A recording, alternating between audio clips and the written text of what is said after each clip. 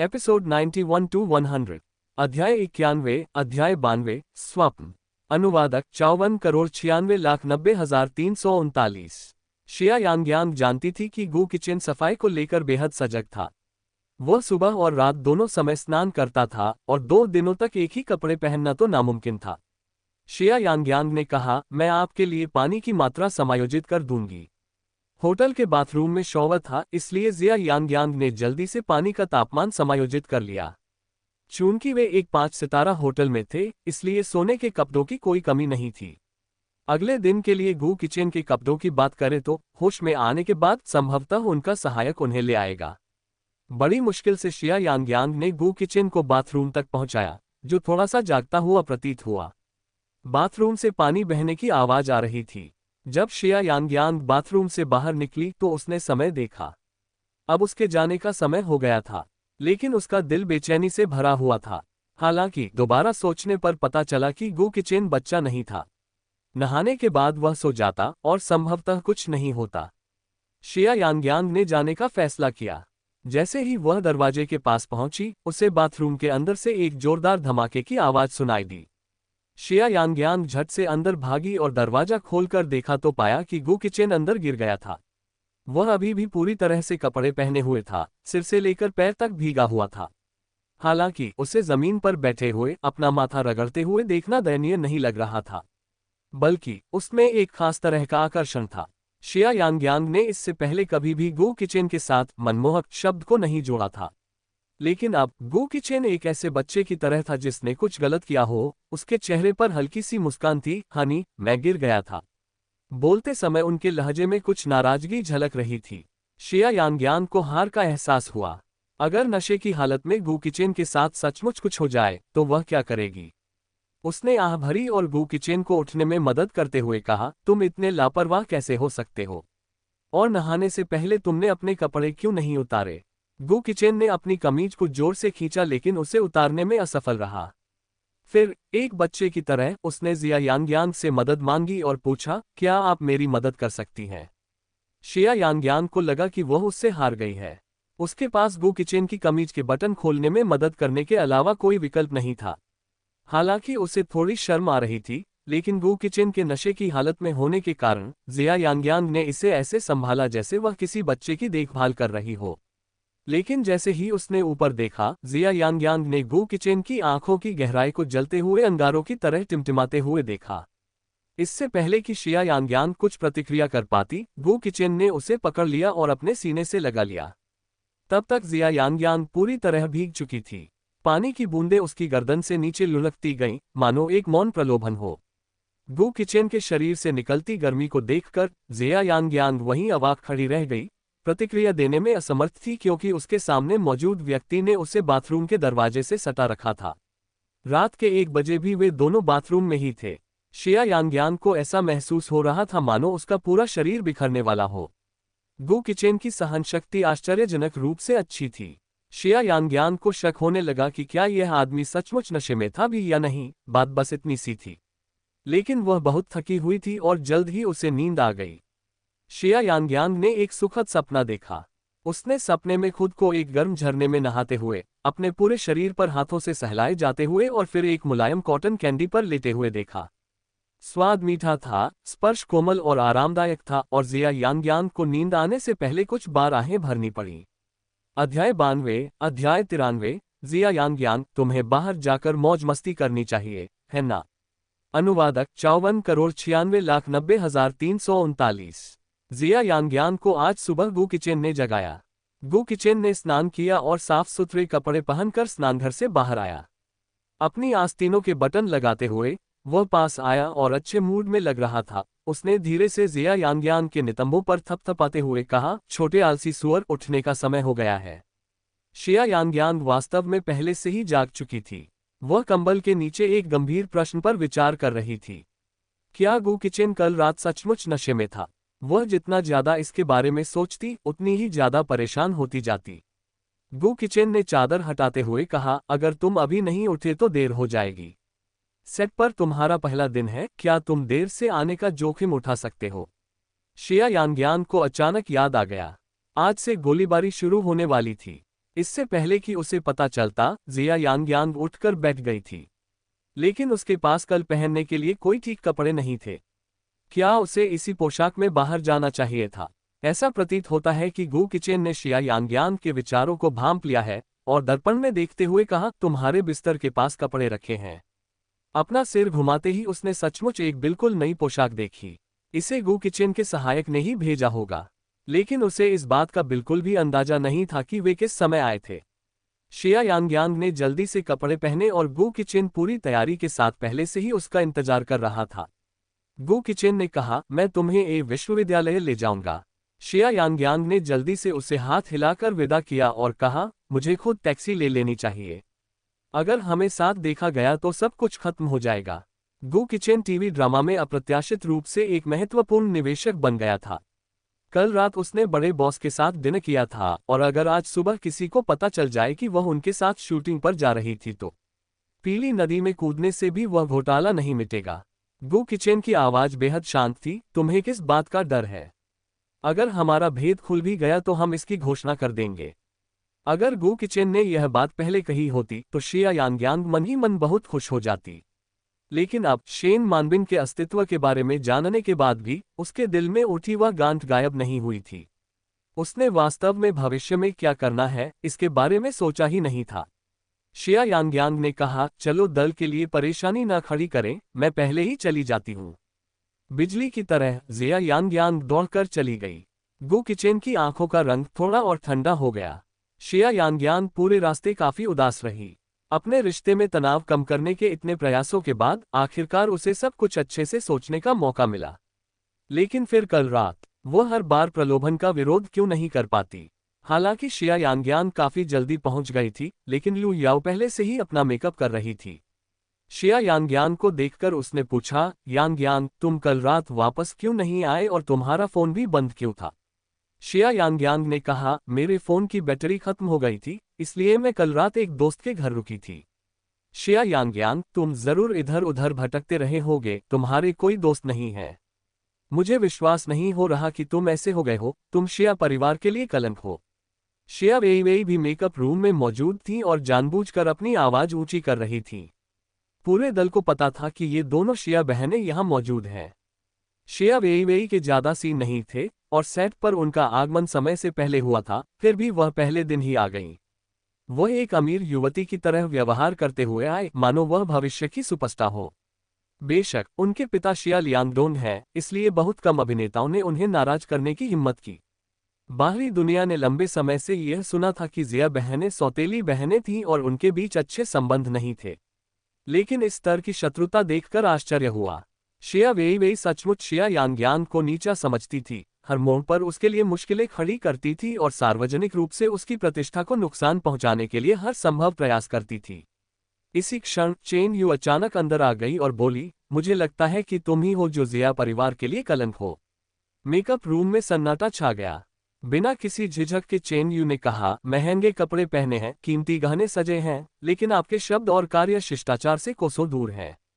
मेरे मालिक जीवन भर बुद्धिमान रहे, लेकिन उनकी सबसे बड़ी गलती आप जैसी बेटी का पालन पोषण करना था।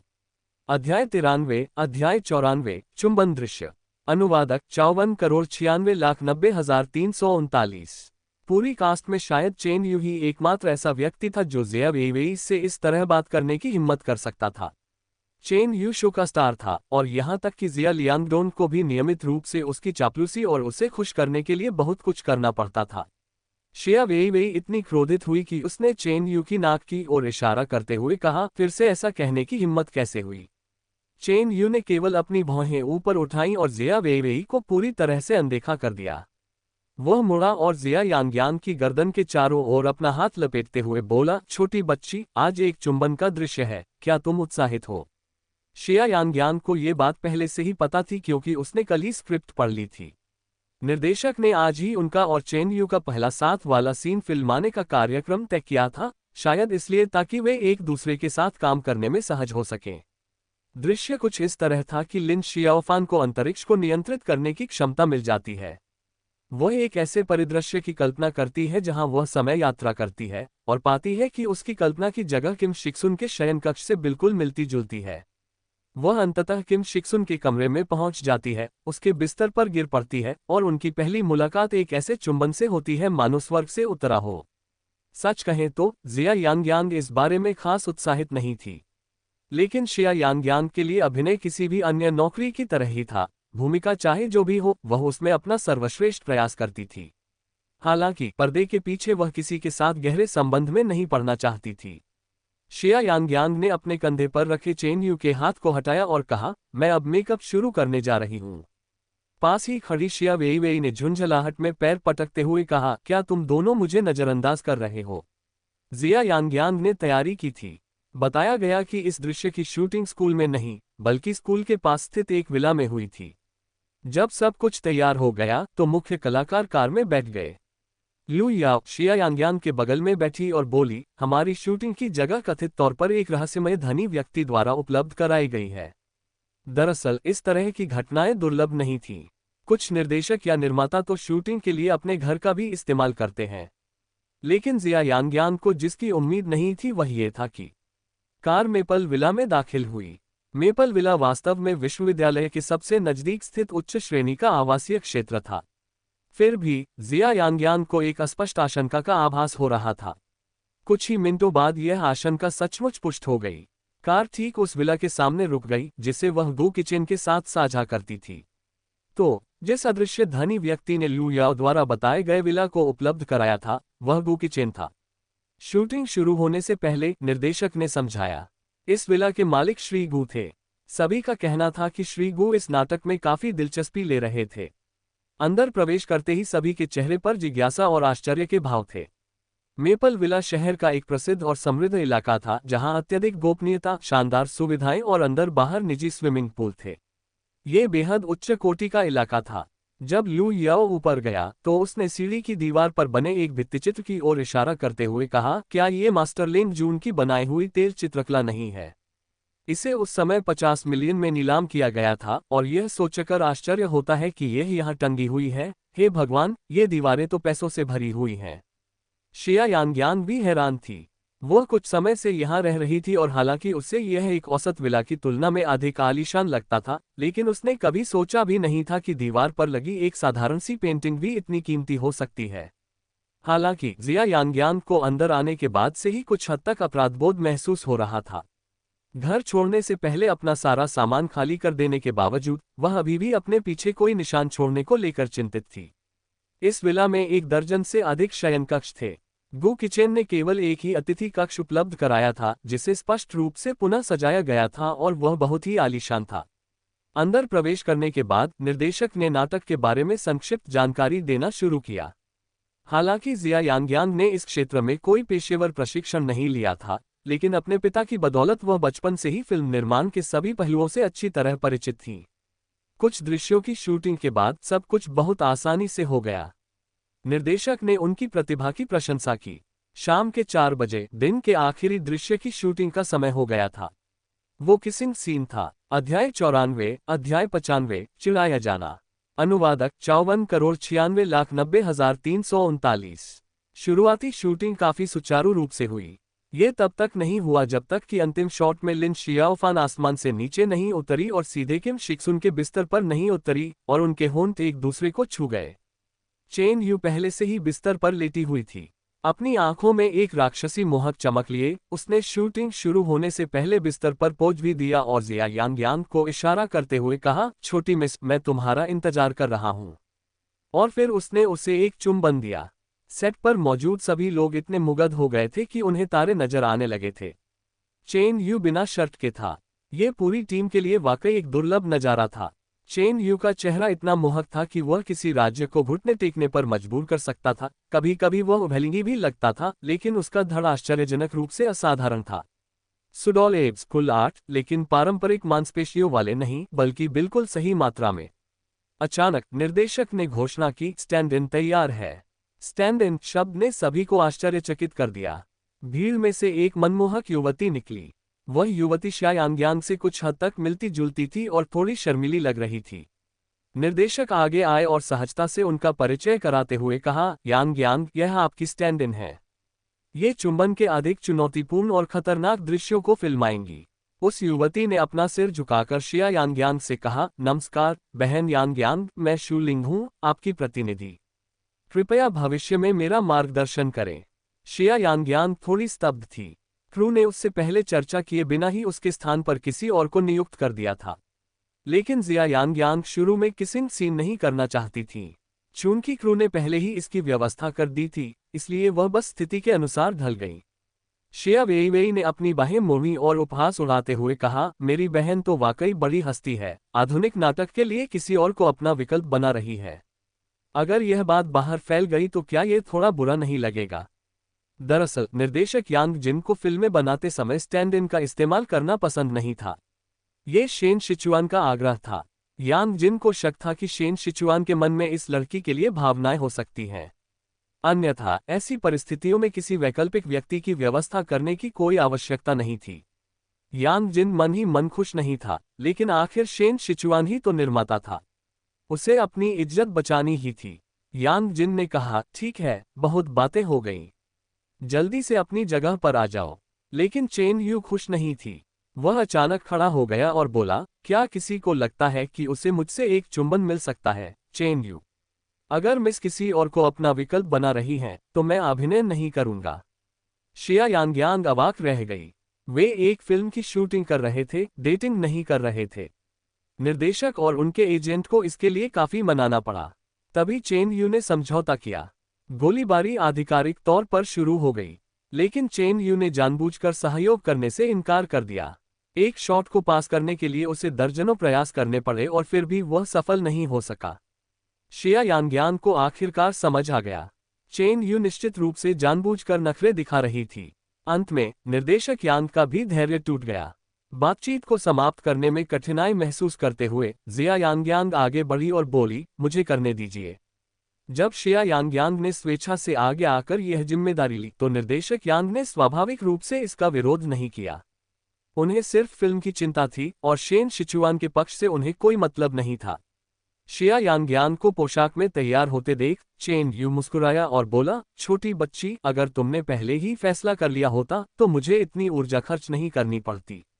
शिया यांग्यांग जानती थी कि वह जानबूझकर ऐसा कर रहा है। शिया यांग्यांग को पहले ही होनेस पर चढ़ा दिया गया था। उसे हवा में ऊपर उठाया गया, फिर धीरे धीरे नीचे उतारा गया। स्क्रिप्ट के अनुसार लिन शियाओफान के होंठ किम शिक्सुन के होंठों से मिलने चाहिए। स्क्रिप्ट में ये पहली बार था जब मुख्य अभिनेता और अभिनेत्री एक हास्यपूर्ण दृश्य में एक दूसरे से मिले। जैसे ही शिया यांग्यांग धीरे धीरे नीचे झुकी और स्पर्श करने ही वाली थी, चेन यू ने पहल करते हुए अपना सिर ऊपर उठाया और शिया यांग्यांग को गहराई से चूम लिया। शिया यांग्यांग दंग रहम कर गई और चेन यू ने हंसते हुए कहा, छोटी बच्ची, तुम सच में बहुत मीठी हो। अध्याय 95, अध्याय 96, जानबूझकर उसकी फिल्म देखने के लिए जल्दी वापस आना। अनुवादक 54,96,90,339। निर्देशक ने जोर से चिल्लाकर कहा, कट। चेन यू, आखिर चल क्या रहा है? निर्देशक यांग का धैर्य अब जवाब दे रहा था। शिया यांग्यांग को भी गुस्सा आ रहा था। अगर यह पहले से तय स्क्रिप्ट थी तो वह एक अलग बात थी, लेकिन अभी अभी चेन यू खुलेआम इश्कबाजी कर रही थी। चेन यू ने निर्देशक से कहा, माफ कीजिए निर्देशक महोदय, मैं अभी ठीक मानसिक स्थिति में नहीं थी। चलिए इसे एक बार और करते हैं। चेन यू उद्योग जगत की चहेती थी और बेहद जिद्दी स्वभाव के लिए कुख्यात। उसका बिगड़ैल व्यवहार कोई नई बात नहीं थी। फिर भी उनके प्रशंसकों को उनकी यह बात बहुत पसंद थी, मानो वे उन्हें सर्वोच्च स्थान पर रखना चाहते हों और उनकी तुलना चंद्रमा से करते हों। उनके प्रशंसकों की नज़र में चेन यू ने जो कुछ भी किया वह हमेशा सही था। निर्देशक के पास आगे बढ़ने के अलावा कोई विकल्प नहीं था। चलिए इसे एक बार और शूट करते हैं। अगर फिर भी बात नहीं बनी तो हम इसे कल शूट करेंगे। शिया यांग्यांग ने चेन यू से कहा, अगर तुम इसी तरह करते रहे तो मुझे असभ्य होने के लिए दोष मत देना। मेरा ताइक्वांडो कौशल सिर्फ दिखावा नहीं है। इसके साथ ही उसने चेन यू पर मुके भी लहराए। चेन यू मुस्कुराया, मेरी नन्ही बच्ची, तुम वाकई बहुत ताकतवर हो। शिया यांग्यांग को अपनी त्वचा में सिहरन महसूस हुई। उसे चेन यू का अति उत्साही व्यवहार बिल्कुल पसंद नहीं था, लेकिन वह इसके आगे खुद को असहाय महसूस कर रही थी। कैमरा क्रेन एक बार फिर ऊपर उठने लगी। लिन शियाओफान चीखते हुए नीचे उतरी। वह किम शिक्सुन पर जा गिरी, जो गहरी नींद में सो रही थी। किम शिक्सुन ने अपनी आंखें खोली, आसमान से गिरी महिला को सदमे भरे चेहरे से देखा। एक पल के लिए वह कोई प्रतिक्रिया नहीं दे सका। उनके होंठ आपस में छू गए और वे 10 सेकंड तक एक दूसरे की आंखों में देखते रहे। उन 10 सेकंडों में आश्चर्य, अविश्वास, क्रोध और शर्मिंदगी की भावनाएं उमड़ पड़ीं। दोनों ने अपने चेहरों पर इन जटिल भावनाओं को स्पष्ट रूप से प्रदर्शित किया। निर्देशक ने कैमरे के पीछे से संतुष्टिपूर्वक सिर हिलाया। सभी दर्शक तल्लीन थे। इसी क्षण दरवाजे पर एक लंबा चौड़ा व्यक्ति खड़ा था। गु किचेन अभी अभी लौटा था और उसने ये दृश्य देखा। उन्होंने फिल्म क्रू को वह विला उपलब्ध कराया था, न केवल सेट का दौरा करने के लिए बल्कि उन्हें वैध रूप से फिल्म बनाते हुए देखने के लिए भी। गु किचेन को पता था कि आज के दृश्यों की शूटिंग विला के अंदर ही होगी। उन्होंने फिल्म की शूटिंग देखने के लिए एक महत्वपूर्ण कार्यक्रम रद्द कर दिया था। उन्हें ऐसी स्थिति का सामना करने की उम्मीद नहीं थी। गु किचेन खुद को खुले विचारों वाला व्यक्ति मानता था। वह अभिनय के पेशे का सम्मान करते थे और जानते थे कि कभी कभी दिखावा करना अपरिहार्य होता है, क्योंकि यह काम का हिस्सा होता है। लेकिन वह इतना गुस्सा क्यों था? Cut perfect. निर्देशक यांग खड़े हुए। आज के लिए बस इतना ही। मैं एक संदेश देना चाहता हूँ। यांग की विशेष रूप से प्रशंसा की जानी चाहिए। उनका अभिनय वाकई सराहनीय था। वह बहुत प्रतिभाशाली हैं। शिया वेइवेई को आज कोई भूमिका नहीं निभानी थी, लेकिन वह पूरे दिन देखती रही। वह दरअसल जिया यांग को खुद को मूर्ख बनाते हुए देखने के लिए वहां मौजूद थी। शिया यांग ने अभिनय का कोई औपचारिक प्रशिक्षण नहीं लिया था, तो वह भला अभिनय कैसे कर सकती थी? लेकिन उसे उम्मीद नहीं थी कि सब कुछ इतनी आसानी से हो जाएगा। शिया वेइवेई ने पूरा दिन गुस्से से उबलता हुआ, हरे चेहरे के साथ बिताया था। ऐसा लग रहा था कि सेट पर मौजूद हर कोई जिया यांग को सचमुच पसंद करता था, खासकर निर्देशक यांग और यहां तक कि चेन यू भी, जिन्होंने उसमें काफी दिलचस्पी दिखाए। चलिए सब लोग खाना खाने चलते हैं। आज रात अच्छे से आराम कीजिए। जैसे ही निर्देशक ने कट कहा, जिया यांग चेन यू से अलग हो गई। जैसे ही उसने अपना सिर घुमाया, उसने देखा कि गु किचेन एक भयावह आभा के साथ दरवाजे पर खड़ा है। शिया यांग को अचानक रीढ़ की हड्डी में सिहरन महसूस हुई। वह कब आया? क्या वह पूरे चुंबन दृश्य की शूटिंग देख रहा था? हालांकि शिया यांग जानती थी कि यह सिर्फ काम था, बस एक पल का चुंबन था, लेकिन गु किचेन के इसे बगल से देखने का ख्याल उसे सता रहा था। शिया यांग को असामान्य रूप से असहज महसूस हुआ। निर्देशक गु किचेन का अभिवादन करने के लिए उनके पास गए और बोले, श्रीमान गु, आप इतनी जल्दी वापस आ गए। हमें इतनी बढ़िया जगह उपलब्ध कराने के लिए धन्यवाद, लेकिन मुझे खेद है कि हमने आपकी नींद में खलल डाला है। रसोई में मौजूद अन्य अभिनेत्रियों की आंखें गु किचेन को देखकर चमक उठीं। वे जल्दी से उनके पास आए और खिलखिलाते हुए उनका अभिवादन किया। गु किचेन के चेहरे पर हल्की सी मुस्कान थी। आप बहुत दयालु हैं, निर्देशक यांग। ऐसे रोमांचक शूटिंग दृश्य को देखने का अवसर मिलना मेरा सौभाग्य है। अध्याय 96, अध्याय 97, सार्वजनिक निगाहों के सामने अपने जूतों के फीते बांधना। अनुवादक 54,96,90,339। शिया यांग को ऐसा ही महसूस हुआ। वह हमेशा सोचती थी कि गु क्यूई चेन ने वे बातें सिर्फ उसे सुनाने के लिए कही थीं। जब चेन यू ने देखा कि जिया यांग कितनी ध्यान से गु क्यूई चेन को घूर रही है, तो उसने उसके सामने हाथ हिलाते हुए कहा, तुम भी उन सभी दूसरी महिलाओं की तरह उसके प्रति मोहित तो नहीं हो जाओगी ना?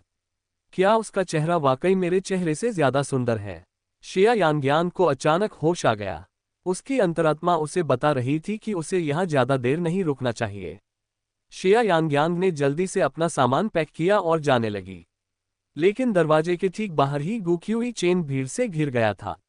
शिया यांग ने भीड़ के किनारे एक संकरे रास्ते से अपना रास्ता बनाते हुए, सिर झुकाए हुए, बुदबुदाते हुए कहा, माफ कीजिए, माफ कीजिए। शूटिंग रूम से बाहर निकलने में उसे काफी समय लग गया था।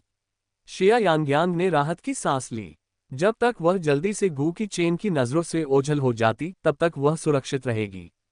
मुझे मत देखो, मुझे मत देखो, मुझे मत देखो।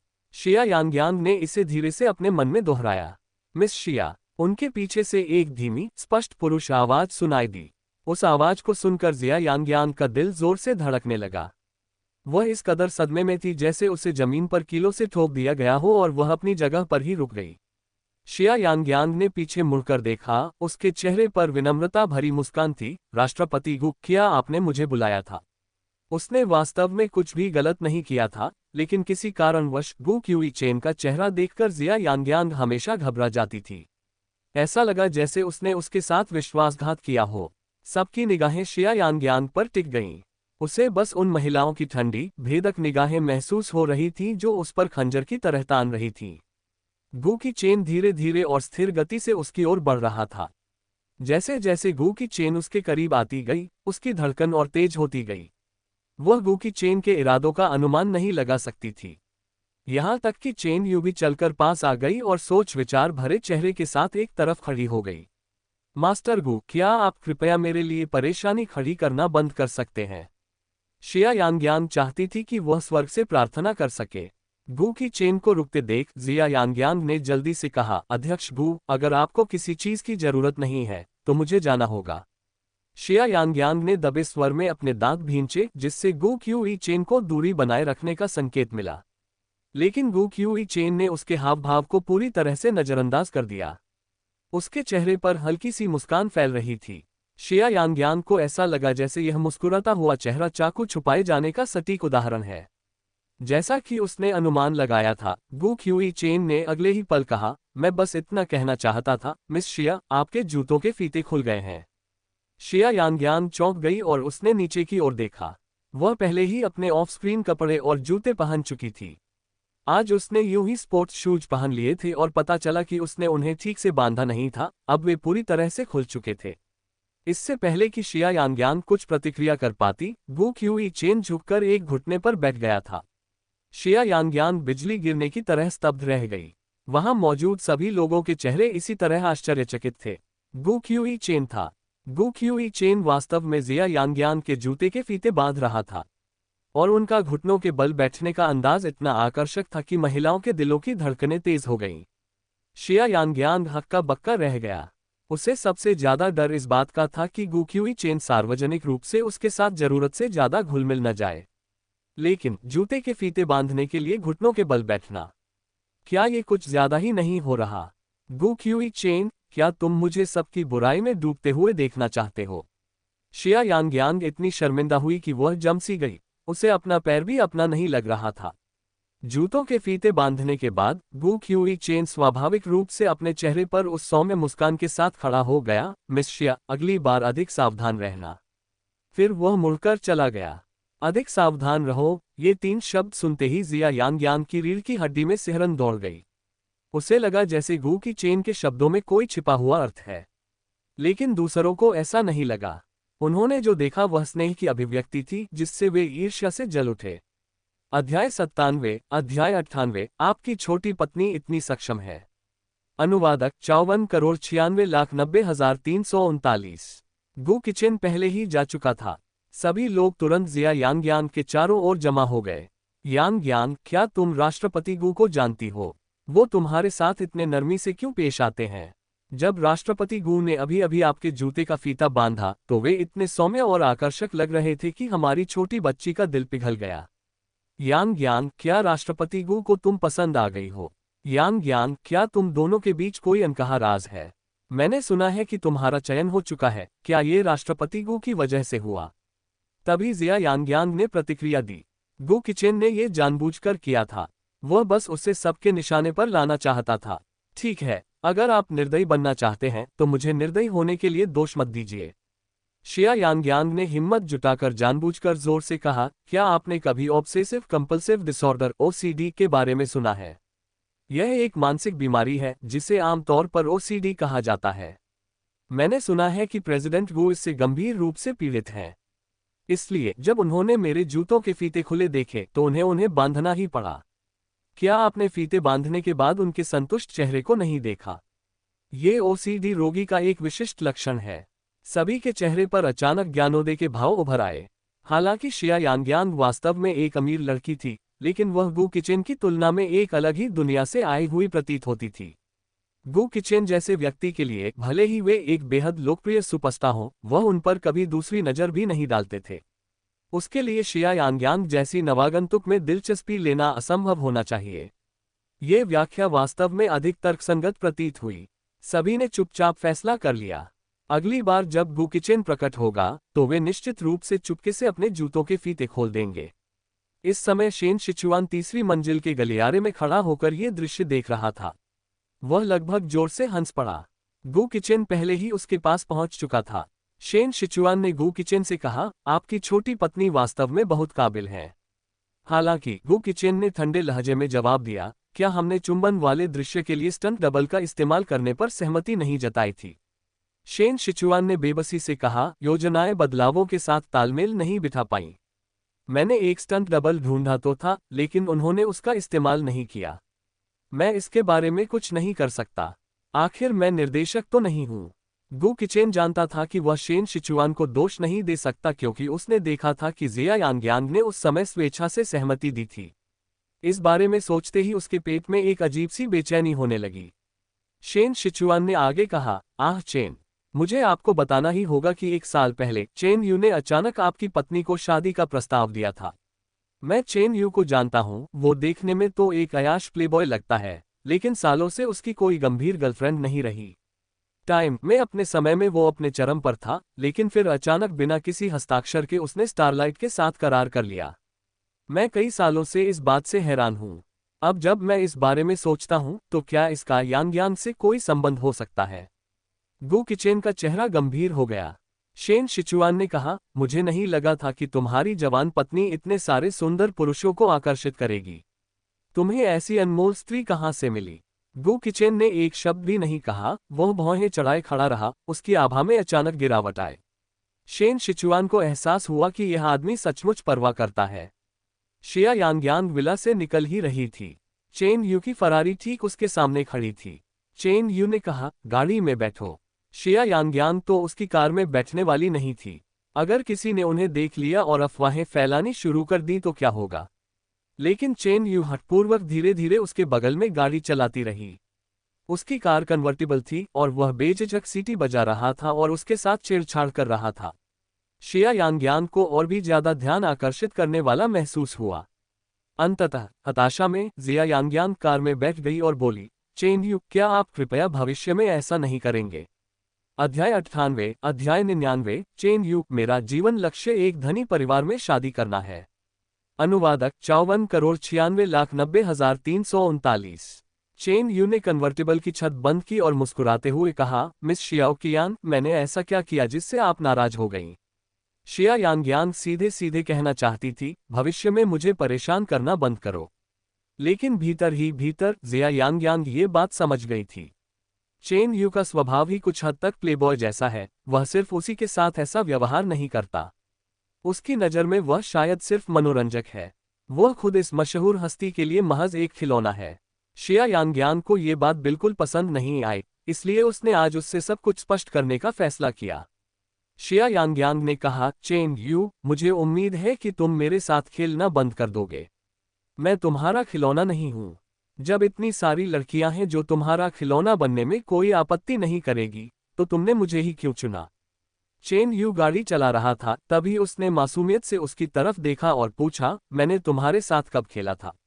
1 साल पहले तुमने अचानक मुझे शादी का प्रस्ताव दिया था और अब तुम सेट पर मेरे साथ फ्लर्ट कर रहे हो, जिससे कई लोग हमारे रिश्ते को लेकर गलतफहमी पाल रहे हैं। क्या यह मेरे साथ खिलवाड़ नहीं है। चेन यू हंसते हुए बोली, जब मैंने 1 साल पहले तुम्हें शादी का प्रस्ताव दिया था तब मैं गंभीर थी, और जब तुमने मुझे मना कर दिया था तब मुझे बहुत दुख हुआ था। शिया यांग्यांग ने पूछा, क्या आप मुझे बता सकते हैं कि आपने मुझे शादी का प्रस्ताव क्यों दिया। मेरी राय में आपके थोड़े से दिमागी संतुलन बिगड़ने के अलावा मुझे कोई और कारण समझ नहीं आता। जिया यांग्यांग की आवाज तेज होने लगी। वह नहीं चाहती थी कि उनका रिश्ता जटिल हो जाए। भविष्य में दूरी बनाए रखना बेहतर होगा, भले ही इससे उसे बुरा लगे। हालांकि चेन यू बिल्कुल भी नाराज नहीं दिखे। उन्होंने कहा, मिस कियान, क्या मैंने आपको कभी बताया है कि मेरा जीवन लक्ष्य एक धनी परिवार में शादी करना है। जिया यांग्यांग हैरान थी। कुछ देर सोचने के बाद उसने कहा, तो मैं तुम्हारे लिए सिर्फ एक लक्ष्य हूं। तुमने मुझे स्टारलाइट एंटरटेनमेंट के संसाधनों के लिए शादी का प्रस्ताव दिया। लेकिन जिया यांग्यांग को जो बात समझ में नहीं आई वही ये थी कि चेन यू पहले से ही कंपनी का स्तंभ था। स्टारलाइट एंटरटेनमेंट अपने सभी संसाधन उसी पर लगा रही थी। अब स्थिति कुछ इस तरह की थी कि स्टारलाइट को इस बात का डर था कि वह अपना अनुबंध नवीनीकृत नहीं करेगा, न कि वह कंपनी को खुश करने की कोशिश कर रहा था। इसलिए उन्हें संसाधनों के बारे में चिंता करने की वास्तव में कोई आवश्यकता नहीं थी। चेन यू ने कहा, अगर यह संसाधनों के लिए है तो आप वास्तव में मुझे नीचा देख रहे हैं। शिया यांग्यांग ने पूछा, तो फिर क्यों? वैसे भी शिया परिवार कोई बहुत अमीर परिवार नहीं है। अनगिनत कुलीन वारिस हैं जो तुम्हें पसंद करती हैं। अगर तुम सिर्फ हमारे परिवार में ही दिलचस्पी रखते हो तो मेरी एक छोटी बहन है। वह मेरे पिता की वर्तमान पत्नी की बेटी है और मेरे मुकाबले वह तुम्हारे लिए कहीं अधिक महत्वपूर्ण होगी। चेन यू ने कहा, मुझे तुम्हारी बहन बिल्कुल पसंद नहीं है। बाकी लोगों का क्या? हमारा शिया परिवार तो फैंग शहर के शीर्ष 4 परिवारों में भी नहीं आता। आप मुझमें ऐसा क्या देखते हैं? चेन यू ने अचानक अपना सिर घुमाया और जिया यांग्यांग के चेहरे पर हल्के से थपथपाते हुए कहा, नासमझ बच्ची, मेरी नज़र तुम पर है। शिया यांग्यांग अवाक रह गई। उसे ऐसा लगा जैसे बातचीत घूम फिरकर वहीं आ गई हो जहां से शुरू हुई थी। उसे विश्वास नहीं हो रहा था कि चेन यू जैसा कोई व्यक्ति, जो मनोरंजन उद्योग में अपने स्तर का सितारा है और जिसने इतनी सारी शीर्ष सुंदरियों को देखा है, उसके जैसी एक साधारण महिला में दिलचस्पी ले सकता है। शिया यांग्यांग हताश लग रही थी और चेन यू से बात करते करते थक गई थी। चेन यू ने उसकी ओर देखा और हंसते हुए कहा, मिस कियान, आज रात आप क्या खाना चाहेंगी? शिया यांग्यांग ने ऊपर देखा और महसूस किया कि कार स्कूल के पास रुक गई थी, जो खाने के स्टॉलों से थोड़ी ही दूरी पर था। शिया यांग्यांग ने झट से कहा, गाड़ी रोको, मैं यहीं खाना खा लूंगी। गाड़ी रुकी और सड़क के किनारे खड़ी हो गई। शिया यांग्यांग ने शुरू में जल्दी से बीफ नूडल्स का एक कटोरा खाने की योजना बनाई थी, लेकिन उसे आश्चर्य हुआ जब चेन यू भी कार से बाहर निकल आए। शिया यांग्यांग ने हैरानी से पूछा, तुम क्या कर रहे हो? चेन यू ने जवाब दिया, मैं तुम्हारे साथ रात का खाना खा रहा हूं। यकीनन तुम यह नहीं सोचते कि मैं कोई अमर प्राणी हूं जिसे खाने की जरूरत नहीं है। अध्याय 99, अध्याय 100, क्या आपको प्रिंस सिंड्रोम है? अनुवादक 54,96,90,339। शिया यांग्यांग को यकीन था कि वह खाना खाएगा, लेकिन उसने सोचा था कि वह इन स्ट्रीट फूड स्टॉलों से नहीं खाएगा। आपको बता दें कि आज दोपहर क्रू के सभी सदस्य डिब्बाबंद लंच खा रहे थे, यहां तक कि निर्देशक भी इसका अपवाद नहीं थे। केवल चेन यू के पास ही अपना निजी रसोई घर था, लेकिन किसी ने भी उन पर पक्षपात करने का आरोप लगाने की हिम्मत नहीं की। शिया यांग्यांग ने कहा, क्या आप मेरी बात पर विश्वास करते हैं जब मैं कहता हूं कि अगर आप अभी मेरे साथ अंदर जाते हैं तो हो सकता है कि आप जिंदा बाहर ना आए? ये कॉलेज टाउन की फूड स्ट्रीट है। हालांकि अभी गर्मी की छुट्टियां चल रही हैं, लेकिन ऐसी खबरें हैं कि चेन यू यहां एक टीवी सीरियल की शूटिंग कर रही हैं। 90% छात्र स्कूल में ही रहे। स्कूल के शूटिंग स्थल को सील कर दिया गया था, लेकिन सेट के निर्माण की शुरुआत से ही ये प्रतिदिन अनगिनत लोगों से घिरा रहता था। अगर चेन यू अभी इस फूड स्ट्रीट पर आ जाए, भीड़ संभवतः दंगा कर देगी। चेन यू को भी यह बात पता थी। चेन यू ने कहा, तो तुम जाकर खरीद लो, मैं गाड़ी में तुम्हारा इंतजार करूंगी। मुझे मेमने के कबाब और खट्टी मीठी चावल की नूडल्स खानी है, और उसमें और मिर्च डाल देना। वह सचमुच खुद को परिवार के सदस्य की तरह मानता था, लेकिन जिया यांग्यांग जानती थी कि उसके मनमौजी स्वभाव को देखते हुए अगर उसने उसकी बात नहीं मानी तो वह सचमुच उसके पीछे पीछे अंदर आ सकता है। कोई विकल्प न होने पर जिया यांग्यांग ने आह भरी और सीधे नाश्ते की गली की ओर चल दी। शिया यांग्यांग को कार में वापस आने में ज्यादा समय नहीं लगा। वह गर्मागर्म खट्टे चावल के नूडल्स के 2 कटोरे और मेमने के कबाब का एक बड़ा गुच्छा लेकर आए। शिया यांग्यांग ने इससे पहले भी कई बार खट्टी मीठी नूडल्स और मेमने के कबाब खाए थे, लेकिन ये पहली बार था जब वह फरारी में बैठकर उन्हें खा रही थी। शिया यांग्यांग ने सावधानी से खाना खाया क्योंकि उसे डर था कि कहीं कार गंदी न हो जाए। दूसरी ओर चेन यू अपने भोजन का आनंद ले रहा था। अगर कोई और होता तो जिया यांग्यांग को उनके खाने का तरीका अप्रिय लग सकता था, लेकिन चेन यू का चेहरा ही ऐसा था कि चाहे वह किसी भी रूप में दिखे, उसके लिए उसे नापसंद करना नामुमकिन था। उसकी उंगलियां गोरी और पतली थीं, बिल्कुल बांस की जोड़ों की तरह, उन खुरदुरे ढंग से बनी डिस्पोजेबल चॉपस्टिक को पकड़े हुए यह एक अलग ही तरह की सुंदरता बिखेर रही थी। जब चेन यू ने ऊपर देखा तो उसने पाया कि जिया यांग्यांग उसे देख रही है। उसने मुस्कुराते हुए कहा, छोटी बच्ची, क्या तुम्हें नहीं लगता कि मेरा खाना खाते हुए भी आकर्षक लगता है? शिया यांग्यांग ने भौहें चढ़ाते हुए अचानक गंभीरता से झुककर कहा, चेन यू, मैं तुमसे कुछ पूछना चाहता हूं। शिया यांग्यांग बहुत करीब आ गई, यहां तक कि चेन यू भी थोड़ा चौंक गई और कड़े स्वर में पूछा, क्या बात है? शिया यांग्यांग ने गंभीरता से कहा, क्या आप प्रिंस सिंड्रोम से पीड़ित हैं?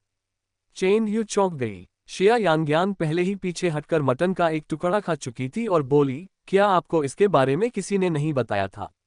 चेन यू ने नाक सिकोड़ी। उसने लापरवाही से एक छोटा सा दर्पण निकाला और कहा, प्रिंस सिंड्रोम उन साधारण दिखने वाले अत्यात्मविश्वासी लोगों के लिए इस्तेमाल होता है, लेकिन अपनी अच्छी शक्ल सूरत के साथ मैं तो मानो राजकुमार ही हूं। मुझे प्रिंस सिंड्रोम कैसे हो सकता है?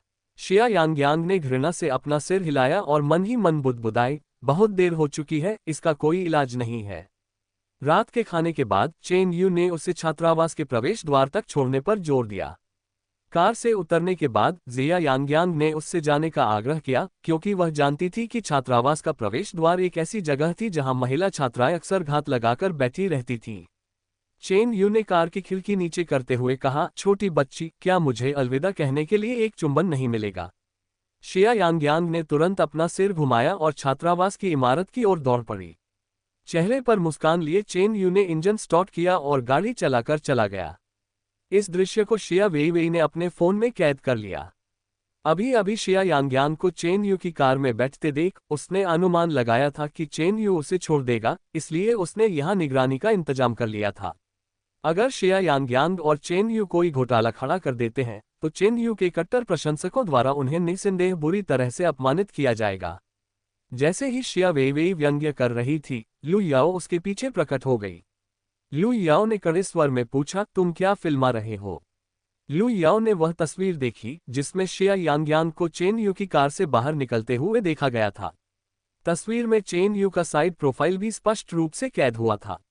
लू याओ को शायद कुछ अंदाजा हो गया था। लू याओ ने कहा, आपको पता होना चाहिए कि शूटिंग के दौरान गोपनीयता बनाए रखने के लिए क्रू की सभी तस्वीरें सार्वजनिक नहीं की जा सकती, और यांग्यांग जो मुख्य अभिनेत्री हैं उनकी घोषणा भी अभी तक सार्वजनिक रूप से नहीं की गई है। अगर आप अभी तस्वीरें लीक करते हैं और निर्देशक यांग आप पर आरोप लगाते हैं तो कोई भी जिम्मेदारी नहीं उठा सकता। अध्याय 100:101। फूट डालना। अनुवादक 54,96,90,339। शिया वेईवेई ने पीछे मुड़कर अपना फोन एक तरफ रख दिया। लू याओ ने कहा, तुम्हें वह तस्वीर डिलीट कर देनी चाहिए। शिया वेईवेई ने कहा, आप शिया यांग्यांग के साथ मेरे मामले में दखल न दे तो बेहतर होगा। लू याओ ने कहा, जब से मैंने इसे देखा है मैं इसे अनदेखा नहीं कर सकती। यांग्यांग और मैं दोस्त हैं। शिया वेईवेई मुस्कुराई, दोस्त? मुझे लगता है तुम बस उसकी चापलूसी करने की कोशिश कर रहे हो। तुमने पहले एक वर्कशॉप के साथ करार किया था, मुझे पता है तुम हमेशा से स्टारलाइट के साथ करार करना चाहते थे। अगर तुम्हें लगता है कि शिया यांग्यांग को खुश करने से तुम्हें स्टारलाइट के साथ करार मिल जाएगा तो बेहतर होगा कि तुम मुझे खुश करो। शिया यांग्यांग का हमारे परिवार में कोई रुतबा नहीं है। लू याओ ने कहा, तुम मुझे बहुत कम आंक रहे हो। स्टारलाइट दुनिया की इकलौती एजेंसी नहीं है। मुझे, लू याओ को, किसी की चापलूसी करने की जरूरत नहीं है। तुमने क्या कहा? अगर तुम्हारी बहन का तुम्हारे परिवार में कोई रुतबा नहीं है तो वो इस नाटक की नायिका क्यों है जबकि तुम सिर्फ चौथी महिला मुख्य भूमिका में हो? इससे शिया वेईवेई को गहरा सदमा लगा। शिया वेईवेई परेशान थी, लेकिन अचानक उसके मन में एक विचार आया। शिया वेईवेई ने अचानक अपना लहजा बदल दिया। बहन लू याओ, मुझे याद है कि आपने भी मुख्य महिला भूमिका के लिए ऑडिशन दिया था, है ना? लू याओ ने कहा, तुम क्या कहना चाह रहे हो? शिया वेईवेई ने कहा, सच कहूं तो मेरी बहन को इस फिल्म में इसलिए लिया गया क्योंकि यह फिल्म मेरे पिता और शेन शिचुआन द्वारा सह निर्मित है। मेरे पिता मेरी बहन को मनोरंजन जगत में आगे बढ़ाना चाहते थे, इसलिए उसे सीधे इस फिल्म में मुख्य भूमिका मिल गई। आपने ऑडिशन में टॉप किया था, लेकिन मेरी बहन की वजह से आपको सहायक भूमिका निभानी पड़ी। लू याओ ने कहा, फूट डालने की कोशिश मत करो, मैं इसमें नहीं फंसने वाली। शिया वेईवेई ने मासूमियत का नाटक करते हुए कहा, मैं झूठ नहीं बोल रही, क्या आपको यह अजीब नहीं लगता? आप और मेरी बहन एक ही स्कूल में पढ़ते थे, लेकिन पत्रकारिता की छात्रा अचानक अभिनय कैसे करने लगी और वो भी मुख्य भूमिका में? बिना किसी जान पहचान के इस पर कौन यकीन करेगा? और मैं आपको बता दूं, मेरी बहन ने चेन यू की वजह से ही इस फिल्म में काम करने की जिद की थी। चेन यू का नाम सुनते ही लू याओ स्पष्ट रूप से चौंक गई। शिया वेईवेई जानती थी कि लू याओ चेन यू के प्रति आसक्त थी क्योंकि उसने गलती से उसके कान के पीछे चेन यू के प्रशंसकों को समर्पित यूतो टैटू देख लिया था। शिया वेईवेई ने आगे कहा, क्या आपको पता नहीं था? मेरी बहन चेन यू की बहुत बड़ी फैन है, लेकिन वह बहुत ढोंगी है और दूसरों के सामने यह बात नहीं दिखाती। लेकिन असल में हमारा घर चेन यू के पोस्टरों से भरा हुआ है। वह इस फिल्म में बड़ा नाम कमाने के लिए काम कर रही है। जब लू याओ छात्रावास लौटी, शिया यांगयांग ने गौर किया कि उसका मूड कुछ ठीक नहीं लग रहा था। शिया यांगयांग ने पूछा, क्या हुआ, तुम ठीक नहीं लग रहे हो? लू याओ ने कहा, काम के बाद तुम कहाँ गए थे? मुझे तुम कहीं नहीं मिले। शिया यांगयांग ने कहा, ओह, मैं रात का खाना खाने के लिए नाश्ते की गली में गई थी। मैं आपको बताना भूल गई थी।